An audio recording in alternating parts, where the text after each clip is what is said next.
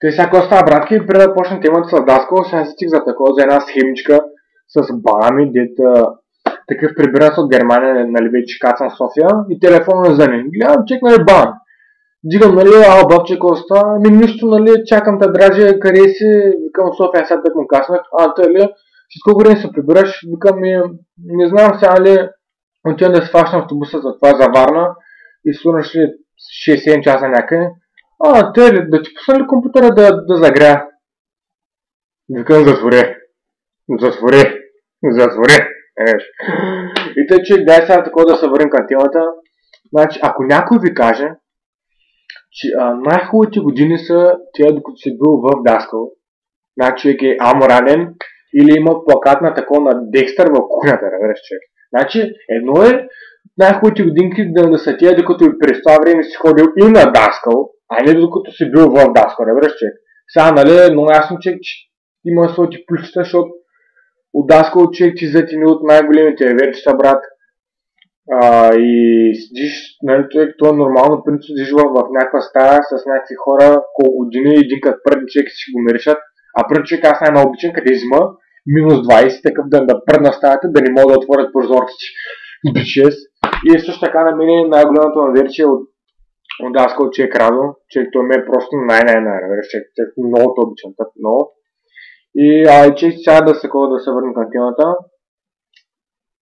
Обяснете ми, какво е толкова всяко да ставаш с 3 кг горли страната, деца сере, да трябва да ходиш с автобуса на Даскал, като се качиш в автобуса, кондукторката да не се е мила устата, и като дойде при тебе, като ти каже, нали, добро утро, и ти вече такъв си извън, че вече си в кома и събуждаш 3 спирки след твоята, защото пак ти се досира, пак Останче.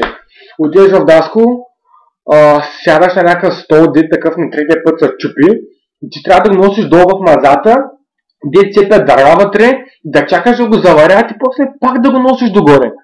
Седиш на такова на някакъв чин, дед има 6 мегабайта кир на него, дед майстора такъв си шляпа лелката отгоре, такъв си шляпа ташата си, дед само че такова като хавлера, вереш, такъв си шляпа на чина отгоре и ти най-елегантно се поставяш химикалчето и тетрадката върху чина и той се разпада и после класата звъни на баща ти да му каже, че трябва да купува нов чин заради задължен човек, значи задължен майстор, че трябва да е с такъв диоптер да помисли, че чина е ремаркер, да вереш там да се чукат с белата лелка. Чуба, майта, какво стане, брат? И другото е, за голямото ми участие. Дали, че бизваните за това за голямото и такъв излъж човек първи от стаята. С такова че съм чуте, вика се брат Жан-Клод Ван Дам, Джейн Състинитъм, че Стивън Сегал, кой е първи, кой е Санче, кой не знам си кой. Но имаш част на последния етаж и цялата сергия човек се сипва на такова на стълбите и ти излъж от Даскал след 12 минути, излъж такова човек с чупен крак, с белези по ребрата, си носи била такова на командировка в Палестина. Обувките е скъсана отпред, защото 7 човека се катерят по ботсфера, бръща. И както да чека, нали, излъж от Даскал и вървиш към това към магазинчето, нали, там кочедеш. Нали, че вървиш си най-спокойно, викаш, нали, че сега ще хапна, мапна, нали, защото човек не си ял цял ден, брат, че умираш от глад, разбираш. Но, че докато вървиш към магазина или там, какво ще правиш, чуваш някакви отзаре, Смартан ще крещят, тропат, обърша се и гледаш четвърта рота, 6 полк на спринт, вече фърят пари в такова, че в движение се заплюват, наплюват един джоб с шунка, шубрица, паприка, сусан, кашкала и човек вече такъв докато се обърнеш напред и вече последен. Защото всичките херни вече са претера, връщай, кога игра на и после като се прибереш стаята, значи хем, курима ти човек скърца някакви литургии от главата, разбираш, защото не си ял и хем ти пишат закъснение. Кога да играят? И човек, колко с тези тъпси домашни, брат. Ти крачета готе за такова за някакво митинг, разбираш ли? Госпожо, аз да съм бил консул, да е сега за комето и домашно, тогава ще пиша двойка. Значи ти понеже, значи седиш цял ден в тъпото даскал, че се носи в някакви семинария или си под карантина и понеже нямаш какво да правиш след даскало, ти трябва да седиш още 3 часа и трябва да пишеш домашния, разбираш, чек. Значи, вместо да седиш с верча, да са цели с кестени местени, ти седиш и пишеш домашния, защото даскалката си мисли, че ходиш да завладяваш стани богат, разбираш. Как стане, че той дет викат, че даскалите няма любимци. Да. Хеч няма въобще. Изпитвата човек, излъж на такова на дъската, примерно. И кажеш някакви работи, дето дори Индиана Джонс не ги знае, разбираш, че дето като ви кажеш вече инвалиди, човек такива стават, прави на такова на краката, пляскат сладши. И той ти пише двойка с 2 плюса.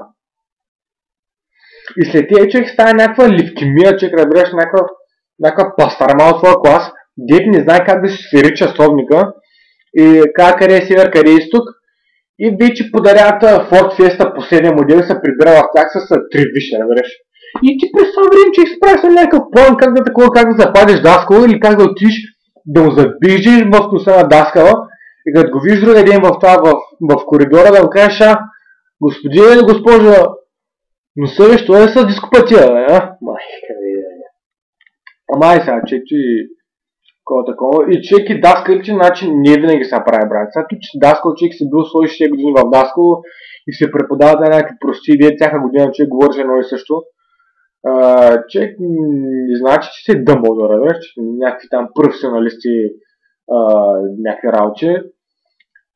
Значи, тъс по български един път ми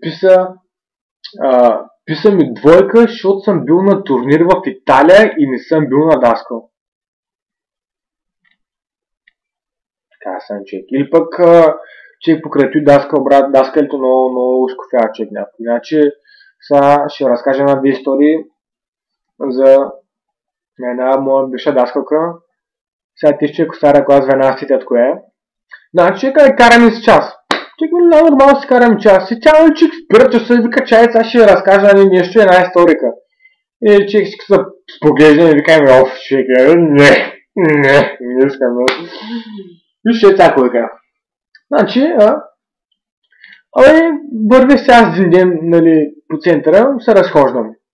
И вървя си и чувам някакъв шум зад мене. Нали, както се вървя, набъсна самолет. Чеки, нали, аз така се девикам, Сафронче дреса брат не влиза в такова в монолога, чек, защото стане много голям дейност. Чек, стане много голям респаун. Към чек не влиза дреса. Чек, какви самолети, какви работи, господ.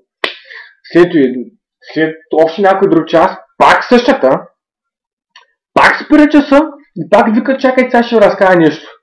Не, моля се, госпожо, не ти го реч. Не, чакай, сега това, чуйте го. Не, вече не, чакай, ще. И сега, нали, една вечер, нали, така, в къща самичка и си пека кафлички. Значи, пекал си кафлички, човек. И, нали, отварям си фурната и гледам кафличките масоча, че ми се смеят. Викам, господа, на вас цял даскал ви се смее, не само кафлички ще му отнече. И човек за даскал мога да говоря, човек супер много прости, човекам за разкаране, човек супер много спомени, глупости мога да кажа, човек и хубави работи и лоши. Ама, човек, клипа стана, време, човек. И сега искам да поздравя, човек, всички ми бивши ученици, човек, цялата компания, всички е вериша от Варна. Много обичам бъдци. И писал, човек, за цялата компания от София, Ангел Моисейчо, Павката Венцарата, Криско братка, ти Мика Стоичкова, също така Анджито и искам да поздравя едно момченци Гошко Бургас, тъп най-накрая сетих.